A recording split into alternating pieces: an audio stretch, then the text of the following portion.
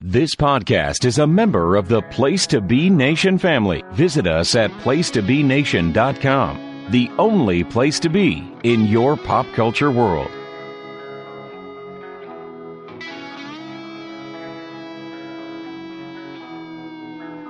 I heard you've been looking for me, but you look for trouble. You're gonna see that your words are dangerous. Your talk is cheap. So now I'm standing here.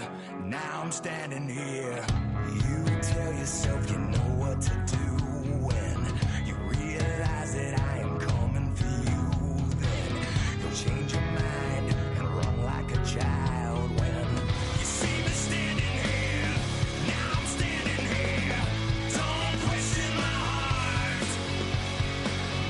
Don't question the fire that burns inside. Place to Be Nation, welcome to another episode of Extreme Resurrection. I'm James Gruenberg alongside Michael Cook. Michael, how are you doing tonight? Doing good. We finally had a little reprieve from the rain up here in the Northeast.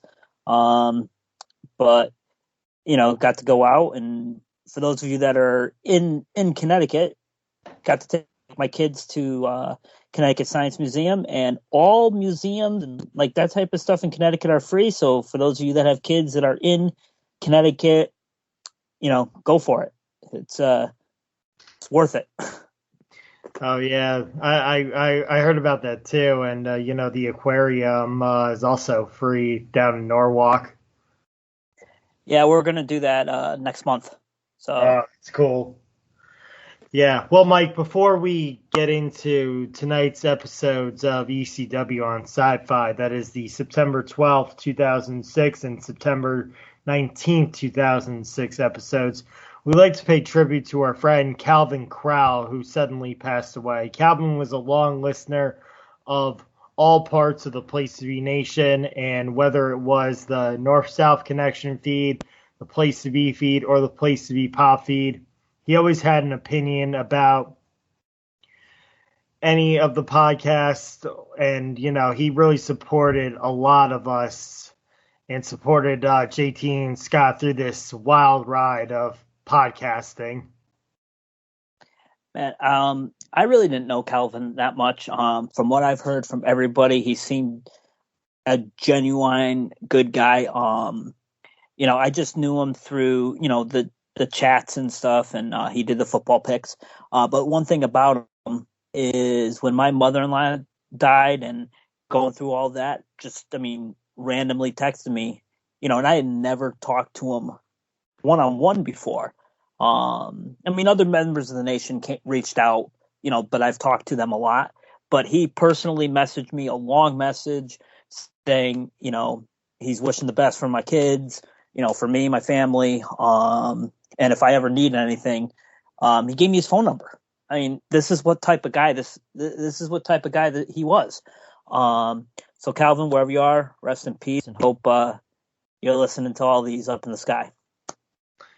Yeah, I didn't have the opportunity to meet Calvin. I got to know him a little bit between our Skype chats that we've been doing, where we've been watching just random wrestling pay-per-views, and Calvin was always on.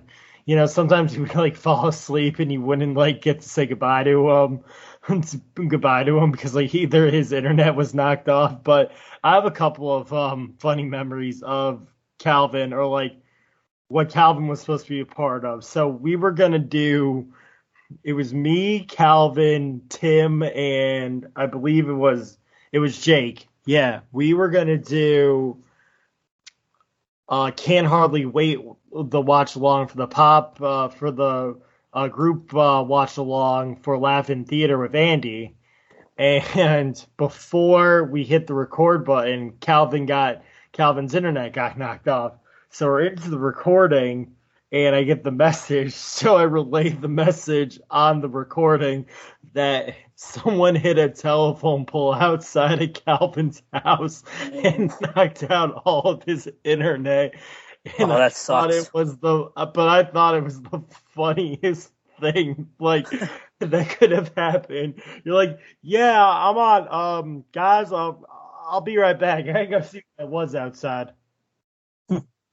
Yeah, that's that, talk about a rarity. Yeah. So, and then what else happened? And then I listened to the Jenny position as well, because there is a very good episode on Talking Pop about Calvin. He tells his story, of him rising through everything. Calvin had a little bit of a Calvin had some hard times, but he seemed to be rising above those hard times, and so wherever Calvin is, rest in peace. Agreed.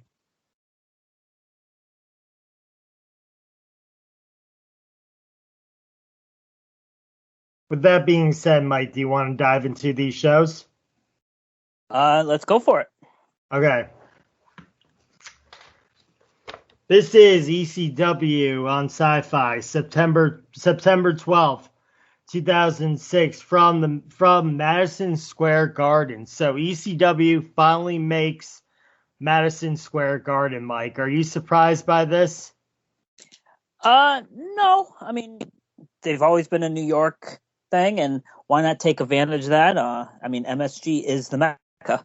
I mean, was there any other tapings that day? Because going on, or was it a show by itself? I don't think it was a show. I don't think it was by a show by itself. I didn't look into the notes on that, but I can't imagine it being a show by its own and you letting the Garden. I feel that for that capacity, you would need the SmackDown taping on Tuesday night for Thursday night to be there as well. Yeah. So Paul Heyman with the Riot Squad, he calls himself the father of ECW. They come out to the ring. Paul tells the fans they're witnessing history as ECW is in the Garden. Paul thanks himself for bringing ECW to the Garden. Paul starts blaming the fans for ECW going out of business in 2001, which I think is very bad, cheap heat that Paul should not be saying that, in my opinion. Well, I mean, I overall, I thought it was a very good open. And one thing that I will give these episodes is a lot of them do start hot.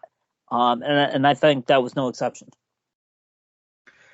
No, so then Sabu comes out, and he actually gets his hands on Heyman and the Riot Squad before the Riot Squad gangs up on him. But then Sabu clears house, and he hits both of the Riot Squad members, which we know are the Basham brothers, with chairs. And then then Paul Heyman tells Sabu that tonight for the ECW title under Extreme Rules. So Sabu is going to be facing the Big Show tonight at Madison Square Garden for the ECW title, Extreme Rules. And then Sabu does the somersault over the top rope and lands in the Riot Squad. So again, that's a good opening. So he attacks Heyman, and then he gets rewarded for it. Which is a little. So you're rewarding him. You're giving him exactly what he wants. Maybe make it a non-title, but hey, it is what it is. I mean, that's just a small thing for continuity wise. But again, I agree. Very strong opener. Yeah, very strong opening indeed. So now we get Rob Van Dam versus Hardcore Holly. I said good offense by Van Dam, a nice crossbody to the outside by Hardcore, chops to Van Dam's chest, a drop kick by Hardcore to Van Dam. A rolling thunder, but Hardcore Holly kicks out. And then a 5-star frog splash by Van Dam. But out comes Test, Mike Knox, and Stevie Richards. They gang up on Van Dam until Tommy Dreamer and the Sandman come out to clean house and cane everybody. I gave it 1 star. Mike, what'd you give it? Usually we think opposite things, and we're going to get another opposite, and this time I'm actually praising it. I actually thought the match was pretty good. I gave it 2.5 stars. It was good action. It was, Hardcore Holly's not as bad as his rep. So I liked it. The only thing I question is Stevie. That's just, which one of these is not like the other, basically. Yeah, he, I expected, you get Knox and Test out there, but because at first Stevie comes out with Knox and then Test appears, but let's see where this goes. But again, I kind of like the match. Yeah, I did too. Again, I just thought that there needed to be a clean finish, but again, let's see where it goes. So I think my takeaway is that it wasn't a clean pinfall or submission finish. There's too many disqualifications involved just to build heat towards all the other superstars, which is kind of like a mishmash of where do we put this guy and where do we put that guy. Fair enough. So now we get CM Punk versus Shannon Moore. Shannon Moore starts off with fast offense, so he's taking Punk to the ground and starts punching him and stuff. A flying elbow off the turnbuckle to Shannon by CM Punk. A knee to the face by CM Punk. The Uranagi, and then the Anaconda Vice Grip for the submission. While I do like CM Punk in his performance, I gave this 3/4 of a star because it was too fast. Complete squash. Okay, we got Punk. We have said in the past, because it's a new program, you got to establish these new stars. You got to have a little bit of squashes. Fine. But you just did 3 to 4 weeks of Shannon Moore promos. How he's all punked out and all that, and he's ready to go, and then he comes on TV and gets his ass kicked. Not even close. I gave it a dud. Again, I'm with you. I liked Punk's offense, but couldn't you have done anyone else but Moore? Especially, you've gone and you tried to hype him up. You hype him up to absolutely nothing. Now, unless that part is going to go to the storyline, but I don't see this being Kurt Hawkins, like they did with the Kurt Hawkins losing streak. When he won at he finally won the tag team title at MSG. This is not going anywhere. Why hype him up if you're just going to just destroy him? And I'll have more to say about that later. And I don't think it was a good move to debut Shannon Moore at the Garden. I feel like he needed to be at a smaller venue, and we've seen a lot of smaller venues in the past 3 episodes that we've done and that we've watched, and this is way too big of a stage for Shannon Moore, don't you think? Even though he was at WrestleMania 20 for that short little stint where all the cruiserweights were in that battle, that wrestling match at WrestleMania 20. Yeah, I'm fine with him as a wrestler, but don't, bring him back and have him as a, hype him up and then destroy him. I don't understand the logic. Yeah, I don't either. So now we go to Rene Dupree versus Balls Mahoney. Mike, do you see a pattern that the heels of the bad guys are beating up their opponents fast? They're not even getting them into the ring. Literally Balls Mahoney and CM Punk just ran into the ring to get a little like beat down, to start the match. Yeah, I don't know if you thought that, but I did, and I was just like, oh man, they're really like speeding things up here. Again, it's only an hour show, but I mean, like, I did notice really that, but it's not just this episode. It's been a few. Yeah. So Dupree gets on Balls Mahoney early. Balls lands his head on the ring post. Elbows off the turnbuckles by Dupree. So he goes to like the first turnbuckle and he does one. And then I guess he just goes right off and does the diving elbow off the top turnbuckle. But I thought it was weird that he just like does that little mini jump. Taz like, up the turnbuckle? That's not really extreme, is it? Like what Taz said. So then Balls Mahoney does like his punches, like he does like the 5 punches where everyone says balls, and then he does the spine buster to Renee, but he kicks out. Then Kevin Thorne interferes. He kicks Balls Mahoney into the stairs, and then Renee Dupree just covers him. So the winner is Renee Dupree. I gave this a half a star. Yeah, I gave it 3/4 of a star. Not that good. I mean, Dupree didn't look horrible. This was his debut. But I mean, although Balls was over, he just got awful. Like I don't know what people saw. I mean, was he that special in the original ECW, or was he just, basically got hit with chairs and nailed people with chairs and that's it?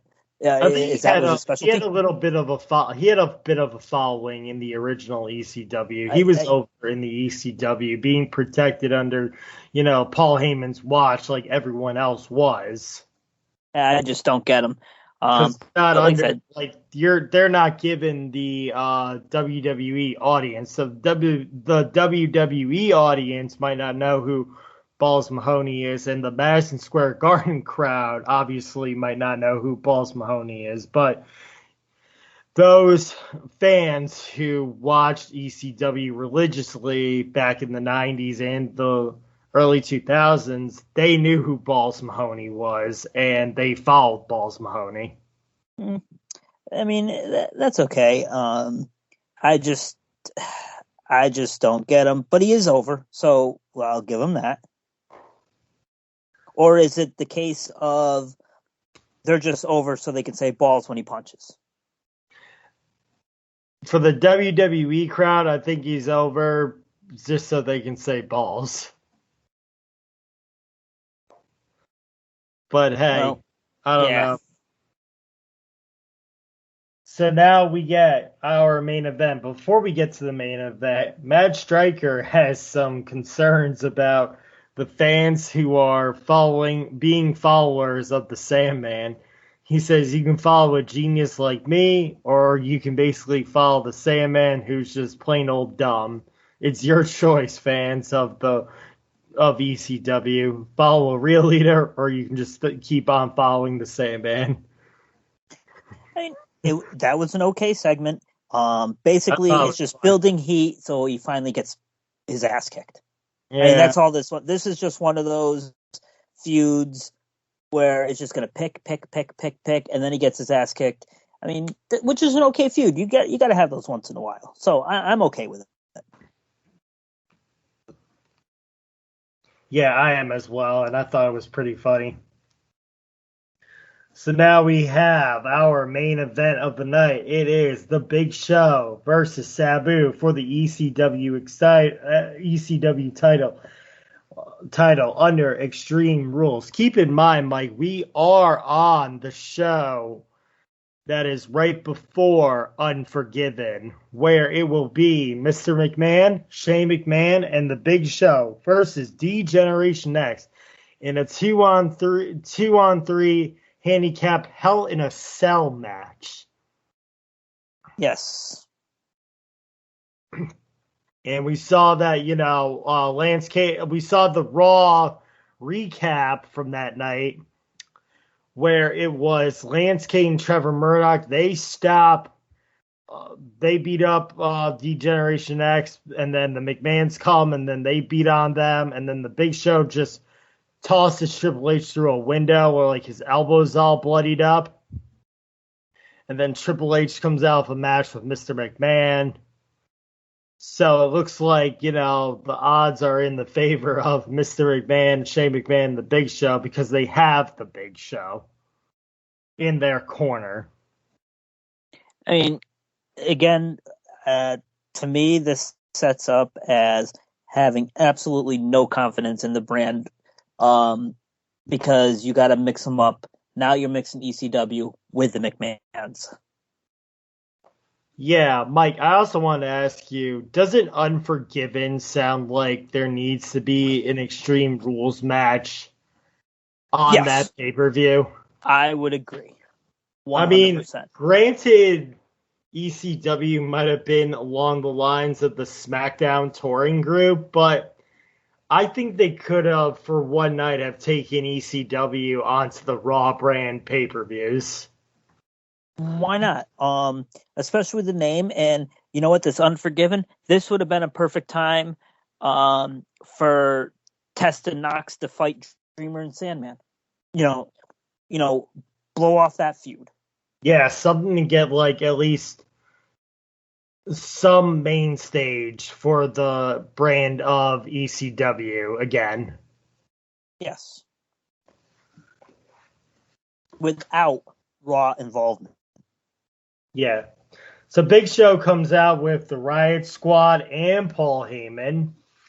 Sabu comes out and he immediately sets up tables for the Big Show outside. Sabu throws a chair at the Big Show, but Big Show basically just smacks it down. He throws Sabu to the outside. The Riot Squad beat up Sabu. A clothesline by the Big Show. Sabu then throws the chair into Big Show's face.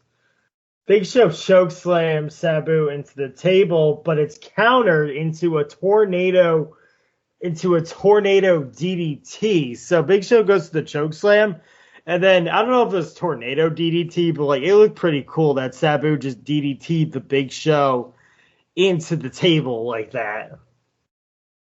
However, Big Show kicks out. Sabu tries to go airborne, but he is chokeslammed into a table by the Big Show, and then he show stops for the win. So your winner and still ECW champion is the Big Show.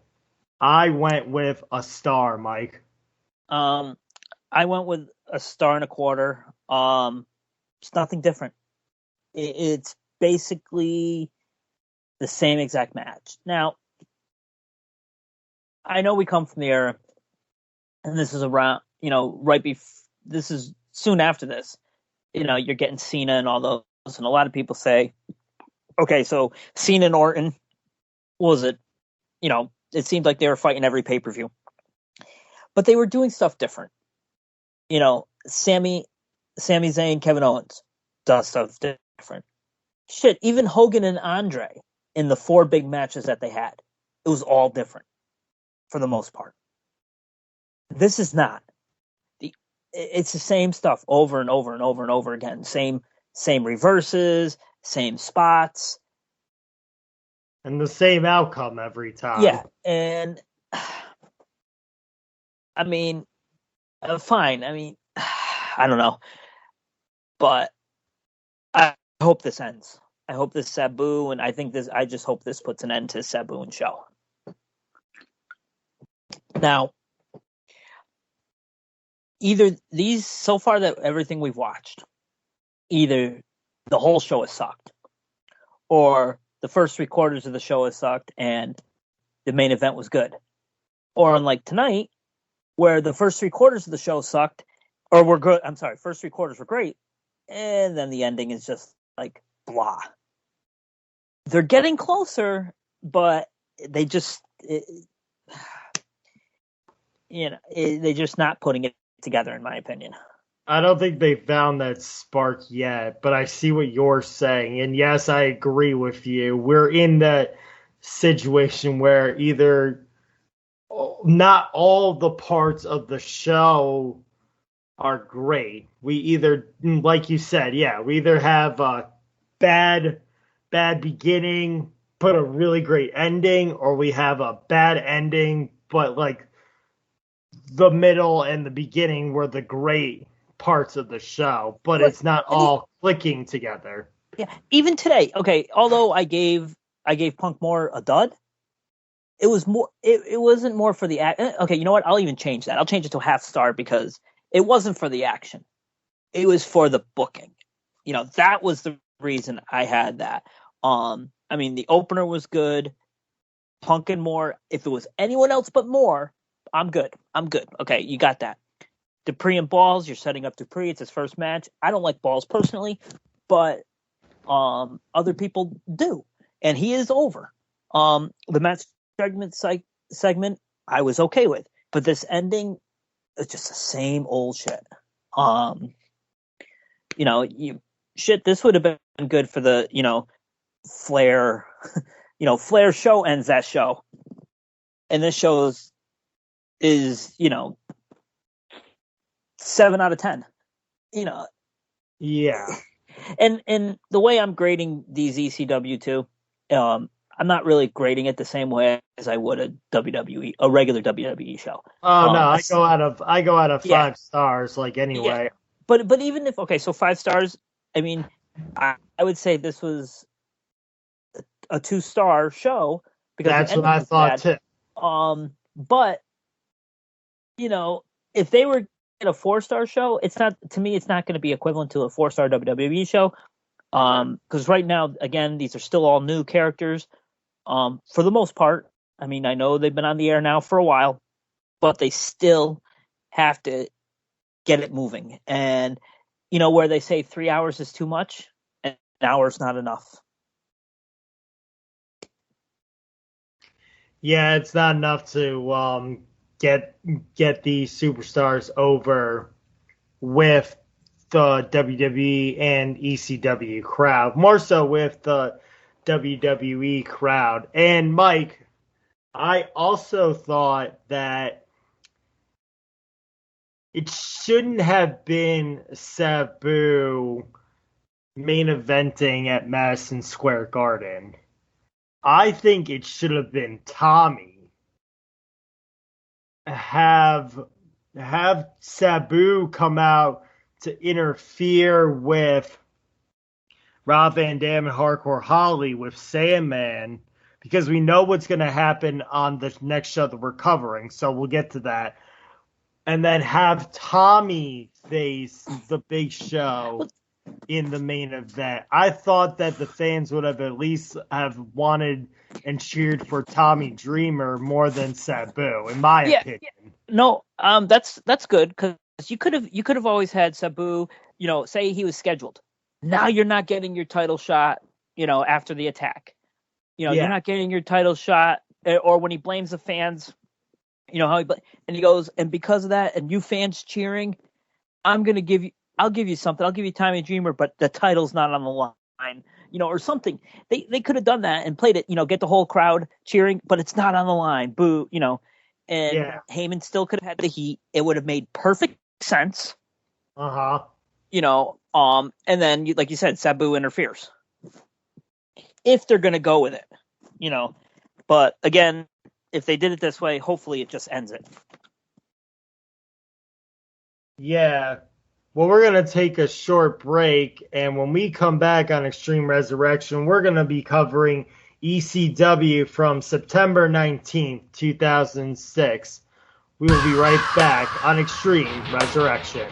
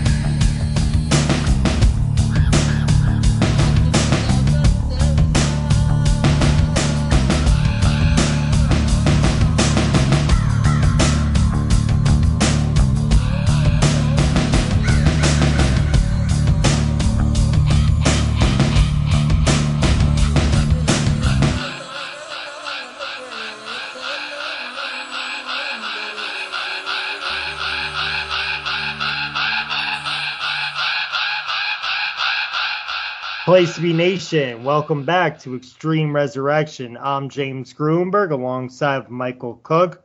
Mike, before we get into the September 19th, 2006 ECW show, we always have to do our Place to Be Wrestling Network plugs. Rory McNamara is back with Sean with seeing your video. He's joined by Mr. Chris Lacey to dive into WWF World Tour 1991. Greg Diener and Robert Silva returned for part 2 of their 3-part series, counting down their top 10 GWCW matches. Marty Sleaze is back on Pro Wrestling Love as he and good old Will from Texas discuss part of great 80s hair metal with a little bit of wrestling sprinkled in. On the newest NWA Saturday special, Scott and Dr. G recap the last episode of NWA Power, discuss Del Wilkes and a wrestling con. Yes, a wrestling con. On the newest NWA Crock and Roll, the gang start a new series, Houston Layover, looking at the best of Paul Bosch's legendary promotion. Please rate, review, and subscribe. You can find us on Apple Podcasts, Spotify, and Amazon Music. Just search Place to Be Wrestling Network. The Place to Be Pop Experience is all about pop culture. We have the best in TV, movies, comics, trivia shows, and so much more. We should also congratulate Greg Diener for being our first Place to Be Pop Trivia champion as well, Mike, shouldn't we? Oh yeah. Jennifer Smith is always in the Jenny position with her unique takes on pop culture and life. Her feed is loaded with great shows ranging from movies, books, Marvel, and more.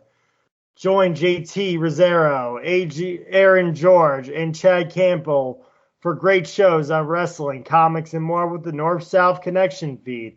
Check out the histories of WWE, TNA, and other great wrestling topics and takes. Also, Glenn and Scott Butler are continuing their spectacular journey through music, films, and more of the Non-Toxic Fanboys podcast, where they try to enjoy the things they love. So, without further ado, let's get into ECW September 19th, 2006.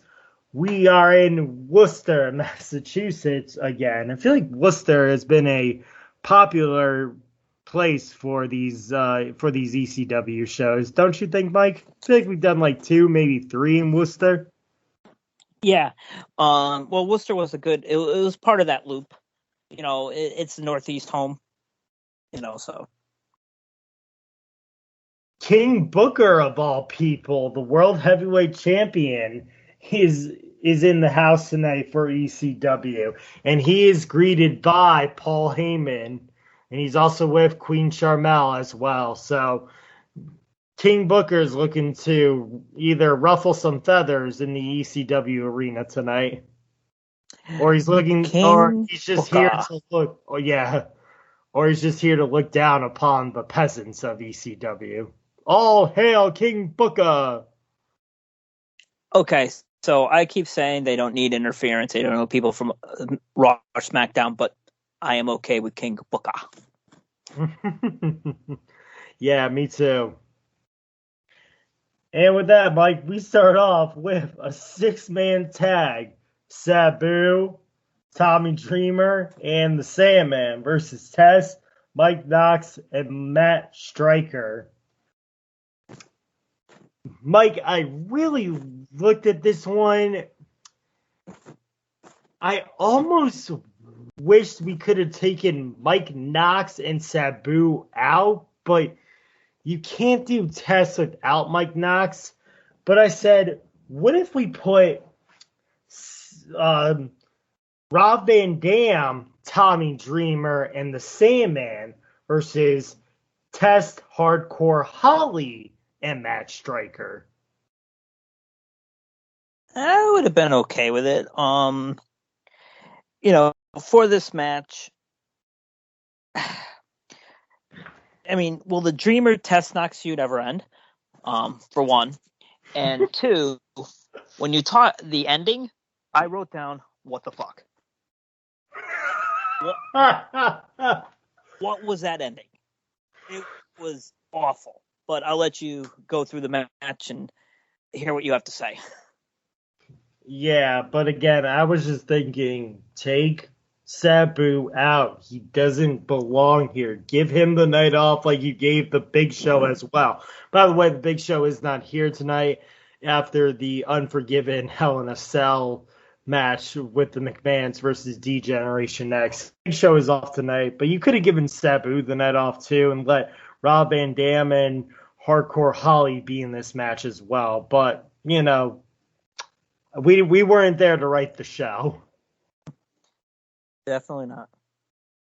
So Tommy and Mike start off tag to basically just to tag the Match Striker, but then Match Striker basically just, you know, tags back in Mike because he wants nothing to do with the Sandman, nor even get close to the Sandman.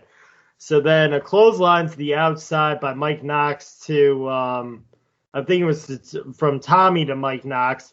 But then Tess throws Tommy into the steps, and then Matt Striker pushes Sandman into the barrier. And then the Sandman, I don't know if he had a seizure or something, but he just literally is like on the ground shaking. And so the Sandman gets taken away. And so now it's going to be, you know, it's going to be Sabu and Tommy Dreamer versus Mike Knox, Test, and Matt Striker. What did you have to think about the Sandman getting taken away here? I thought it was weird, and I thought he actually had a seizure. I have no clue. Like, I don't even... Yeah. The whole thing. The whole thing... completely opposite of last week's show. Yeah, it was. So then Tess basically goes to work on Tommy. That's a good double teamwork in keeping Tommy away from tagging Sabu. I thought this was kind of good by Mike Knox. He finally is given a move. He does a diving leg drop, but he misses. And then a tag to Sabu, a DDT by Tommy to Mike Knox. Tess pushes the ref into the turnbuckles, so he basically knocks down Sabu, but the referee calls for the bell.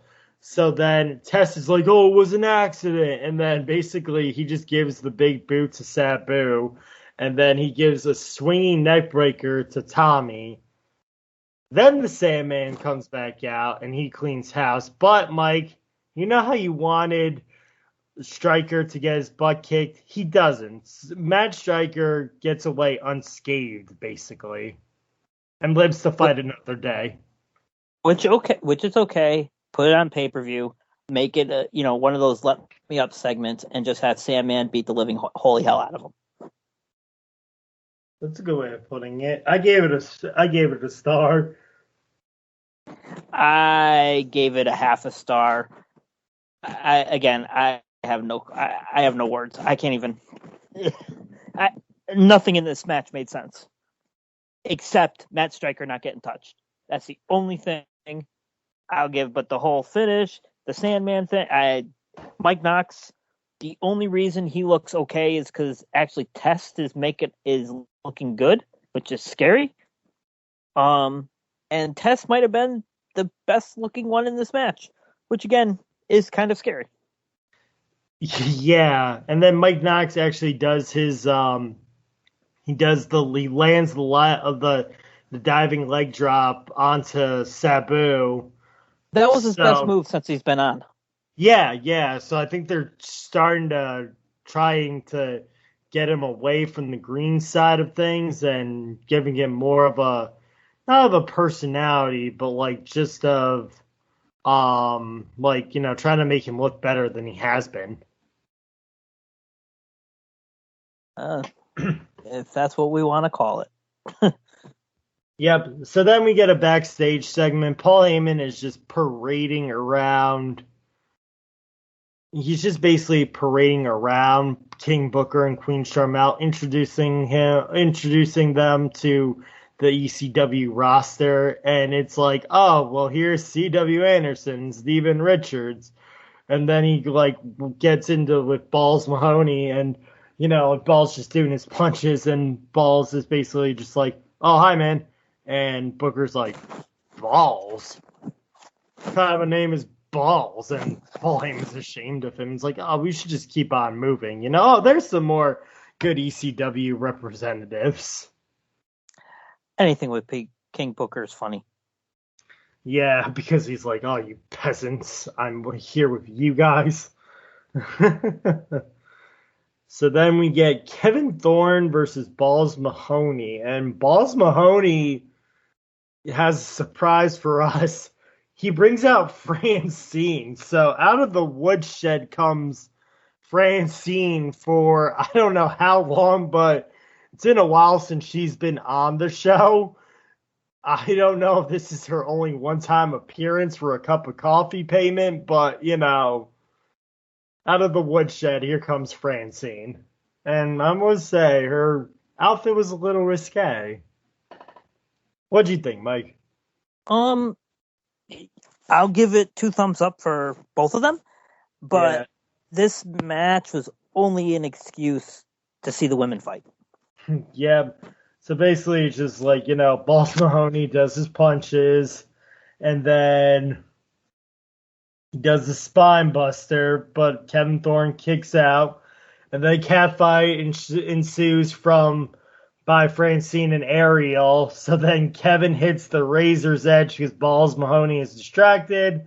The Razor's Edge on Balls Mahoney for the win. I gave it a star, but I think I might go back and give it a 3/4 of a star if I look back upon it. Because again, it was a little bit of something, and that Razor's Edge by Kevin Thorne still looks good to me. I don't know what you think of it, but I thought it still looks good. I gave it a dud. I just didn't like it. It was just there just to hear Joey Styles say those magic words, and Catfight! and they didn't even show much of it. So on to the next. Yep. And again. So then now King Booker meets CM Punk.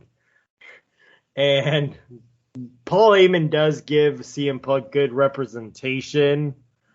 And he's like, oh, have you met CM Punk? Yes, this is going to be like the rising star of ECW. And Booker's like, you're a punk? He goes, no, I'm CM Punk. I'm straight edge. I don't drink, I don't smoke, and Booker is not impressed at all for some reason. But again, it's King Booker. Yep. I will take it. I like the King Booker character. It was a great heel. Like, the music was very heelish. And then whether you had Regal or more Regal, because I didn't really like when Sharmell did it, but when Regal did it, all hail King Booker, it was the best. And I like how he makes appearances, currently, occasionally as King Booker, and the crowd just goes crazy for him. Mm-hmm. So now we have Shannon Moore versus CM Punk. Again, I said I wasn't really paying attention. I said basically the same match.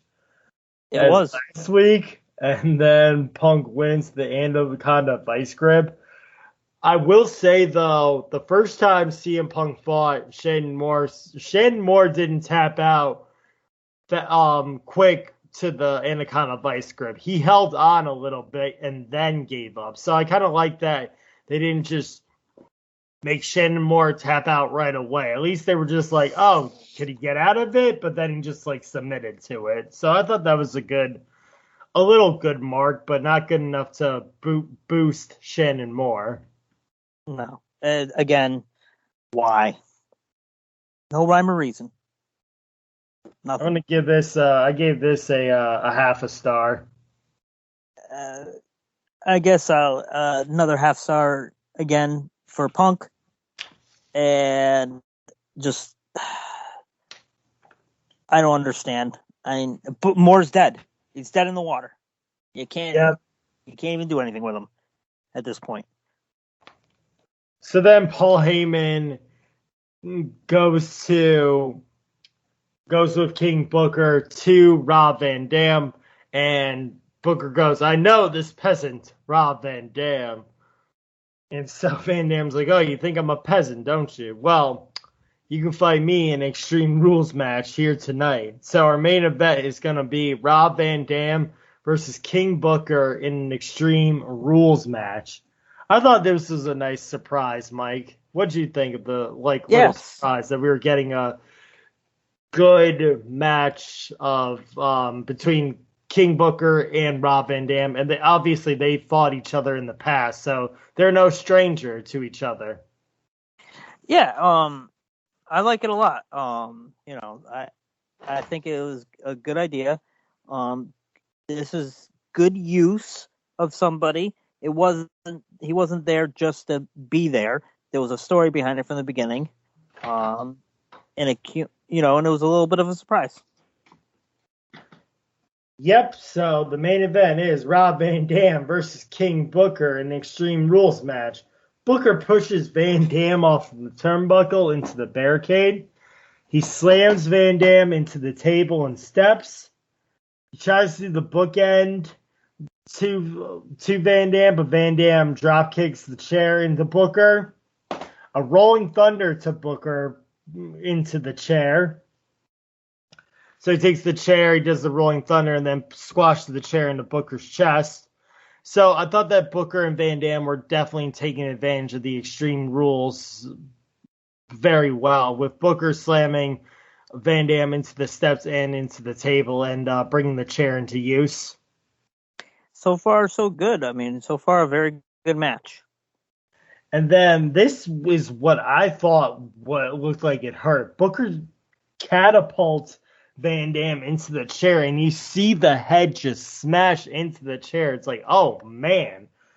And then Rob Van Dam knows how to make it basically to play dead. Yeah, he does. I thought it was like, oh, man. Even Taz was like, I've seen chair shots, but, that looked brutal, So then Booker gets he hits Van Dam with a spine buster into the chair, and then a somersault missed by Booker T. A 5-star frog splash by Van Dam, but then Hardcore Holly hits Van Dam with an Alabama slam in the chair and a scissors kick into the chair to Van Dam. So King Booker is your winner, Mike. How did you feel when King Booker won this match? With the it kind of extended the Hardcore Holly and RVD match. And it wasn't, since this is a new feud, I'm okay. I'm okay with it. Especially the match was really good. Yeah. And since it wasn't a DQ, it was basically a clean pin. Yeah. I was okay with it. But I'll tell you, that scissor kick looked ugly. Not bad ugly, it looked like it hurt. Did you see, if you watch the slow-mo, did you see the way his neck? Yeah, it almost reminded me of the time that when we get to it, Orton does that DDT at a One Night Stand 07 where he lands really hard too. Yeah. Do you remember that as well? Yeah, that was just, ugh. Yep. So, King Booker wins. I went a 1.25 at first, but I'm going to actually go 1.5 looking back at it.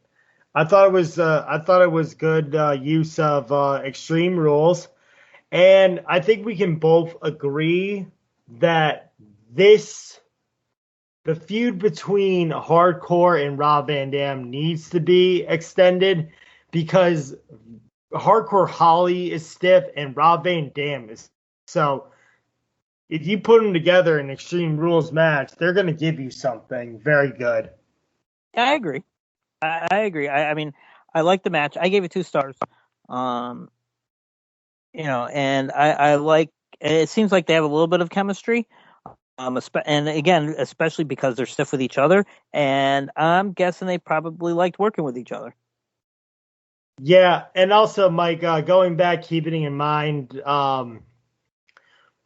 I don't know which show it was, I forgot, but Kelly makes a pass at CM Punk, and then Mike Knox. It was this one. It was this one because Kelly makes a pass. Yeah, she asked him to go to the club, but she couldn't because she's 19. So instead of going out, to stay in. Gosh. Kelly only being 19, it's almost like remember that time that Ashley gave her Ashley Mazzaro gave her phone number just to get more votes for that diva competition. Yeah. I'm only 19. Hey, you want my number? Oh, here it is. Oh, man. But, Mike, what would you give this show overall out of 5? I'm giving it a 1.5. I'm there with you. Yes. And the 1.5 was 1 and a quarter was Booker, King Booker. I mean, his skits were kind of funny and were good. The last match was pretty decent. The rest of the show, in my opinion, a feud that never ended, a horrible finish. A skip basically just to hear cat fight. We're past that. We're done, with all that. And the Punk Moore thing was awful again. So, well, that's just one guy's opinion.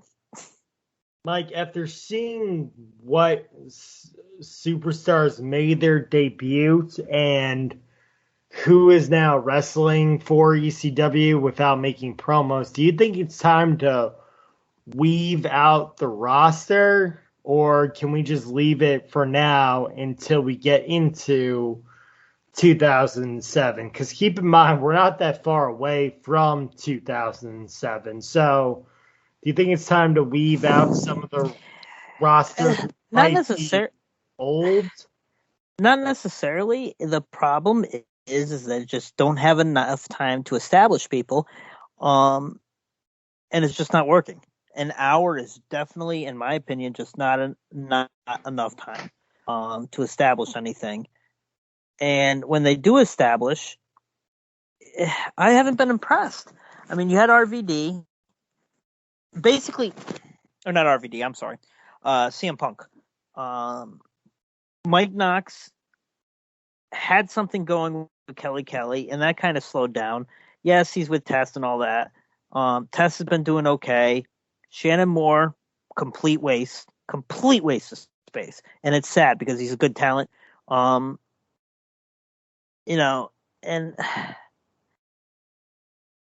Kevin Thorne, right now. So I don't know. It's a very tough. I just think they need more time. That's just my opinion. They need more time. So I'm watching all these CM Punk matches, and I'm looking at the track record and remembering who he's fought. He's fought C.W. Anderson, Just Incredible, Steven Richards, Shannon Moore. So I'm okay with C.W. Anderson. Oh, yeah. Because C.W. Anderson was not established as anyone, and he was there. CM Punk took him out.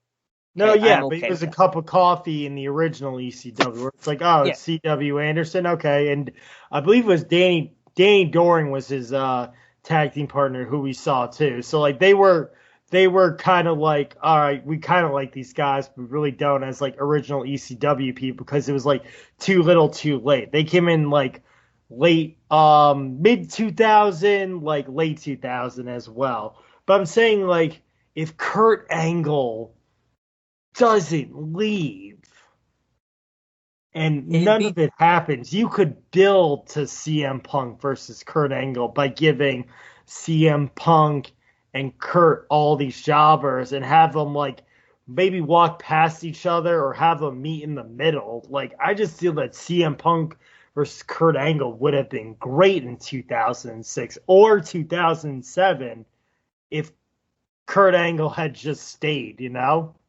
I agree. I wholeheartedly agree.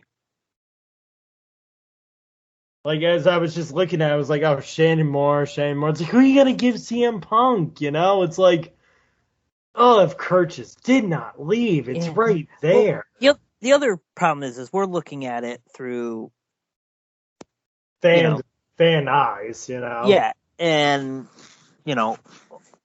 what is it? Now you're talking 18 years later. Yeah. So, but I do agree that had all the potential in the world. Mm-hmm. But at this point, we do not know how much influence McMahon has right now. We really don't know,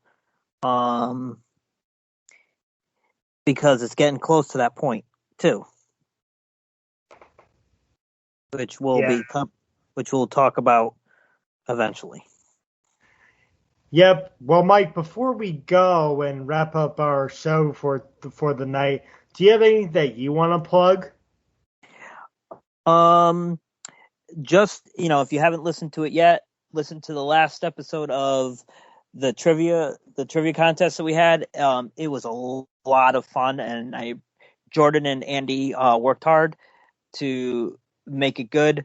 And I thoroughly enjoyed to be a part of it, and I really hope that we have a season 2. Different categories, different things, and hopefully more people will enter. And the other thing is we are in July, for our WWE Pick'em. You can everybody can enter. It's only $10 for the rest of the, for the entire year. And it's been fun. We got a bunch of people doing it. I think we got 32 people. The more the merrier. So if you're interested in joining a Pick'em, $10 gets you in for the thing. There's monthly prizes, and our next pay-per-view is Money in the Bank, which is always one of my favorite pay-per-views. Just who's going to get that briefcase. Yeah, I really like it. Yeah, well, I don't have that much to plug, so I'm going to plug the Jenny position one more time, because that episode of Talking Pop with Calvin Crowell is a very great episode. If you want to talk about someone who, again, has fallen down but got back up, and like his stories are just funny, they're gasping, but they're one of a kind stories. Check out the Jenny position, Talking Pop, Calvin Crowell. So Calvin, again, wherever you are, rest in peace. And that's going to do it for us here on Extreme Resurrection. I'm James Gruenberg, he's Michael Cook, and we hope that you stay extreme. We will see you next time.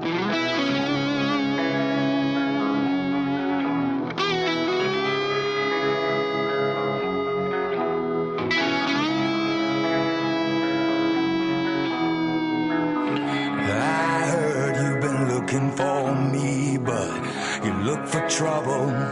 You're gonna see that your words are dangerous, your talk is cheap. So now I'm standing here. You tell yourself you know what to do when you realize that